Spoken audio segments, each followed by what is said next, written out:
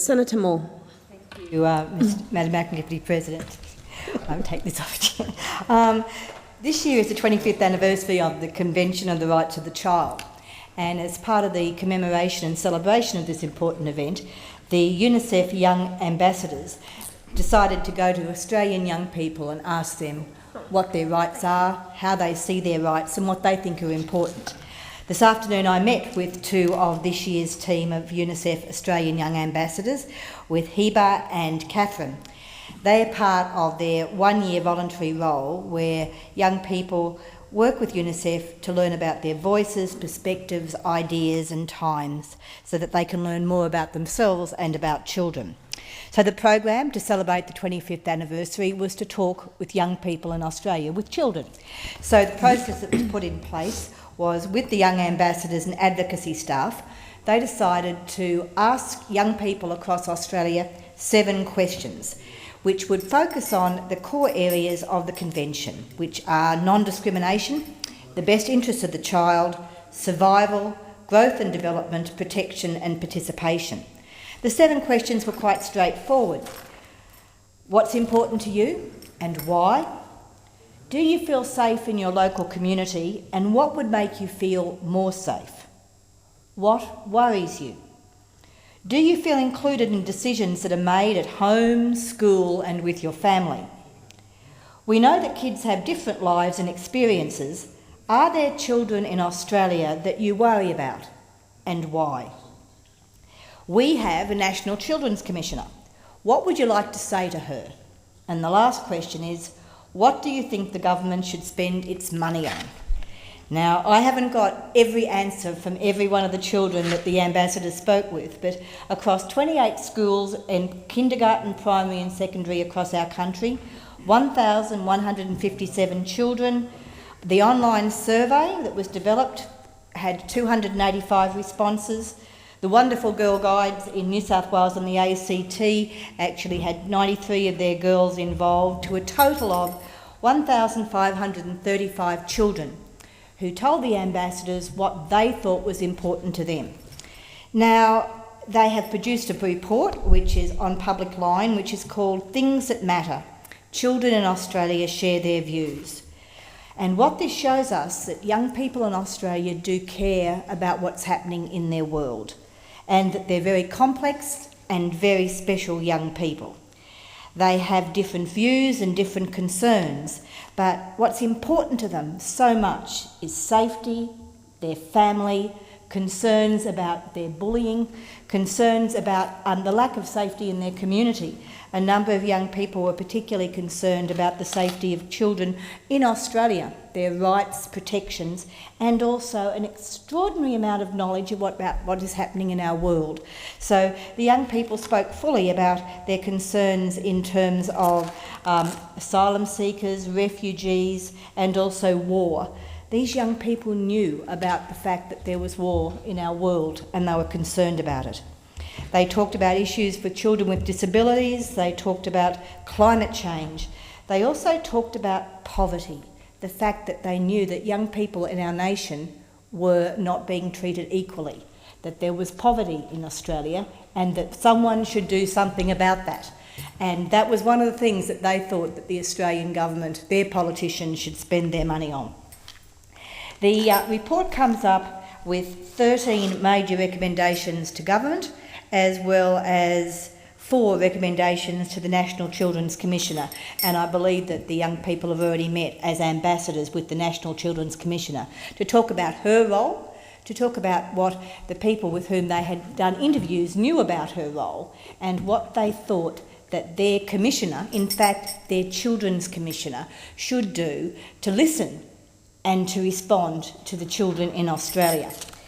Then one major recommendation, they call it the big one, the big recommendation, was that they would like our government that needs to develop a national plan for children.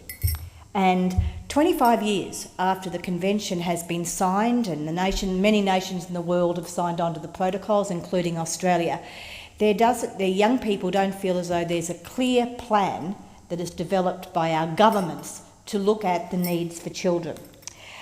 We need to ensure that children are happy, healthy, safe and treated fairly. The fact that we don't have a plan, according to the young people who were talking about the fact that we needed one, makes it difficult for us to measure exactly how far we've come. So we as a nation, and so many of the young people now, have read the International Convention on the Rights of Children, and they see where they fit into that plan. They want to know how Australia's doing. They see what's happening in their own communities, and the young ambassadors were able to visit schools and talk with young people from most states in Australia. And most of that was actually facilitated through wonderful schools who actually facilitated the process of visits and sessions in the schools. And inside the front cover, it actually lists the schools in Australia who signed up to be part of it. And I'd like to commend all of them. I'm not going to read them all into the record, but I hope that parliamentarians will find out whether schools in their own electorates were part of that, and also whether into the future these schools can be part of future activities. So, when the process occurred, so when young people had the chance to talk, it was important that they felt that their voices would be heard, and they wanted their voices to be heard. They didn't want this just to be an exercise, just another questionnaire that they filled in. They had messages for us in Parliament and also for their wider community, and they want to see that governments care about making sure that children are, as I've said, happy, healthy, safe and treated fairly. And that is the goal, because the kids understood that not all children in our community do have the benefits of being happy, healthy, safe and treated fairly. And they had great knowledge and insight into that. And they cared because they wanted to see that children could work together and communicate and make a difference in their communities. The ambassadors have agreed that the recommendations that they will talk to their parliaments, and I hope many parliamentarians took the opportunity today to meet with the UNICEF ambassadors who came to see us. They're going to be talking to the UN Committee on the Rights of the Child. An arrangement has been made for that to happen. They've met with the Children's Commissioner, and they will continue to work in their own communities, through their school communities, and also through the wonderful people at ABC Online who helped develop the online strategy, to make sure that people understand that the young people have care and they want to make a change in the community. Over 1,500 voices were heard in this response. The key concerns were to ensure that there was safety in the community. They were worried, and as we know, so much has been spoken about here about the need for responses to issues around bullying and also child protection.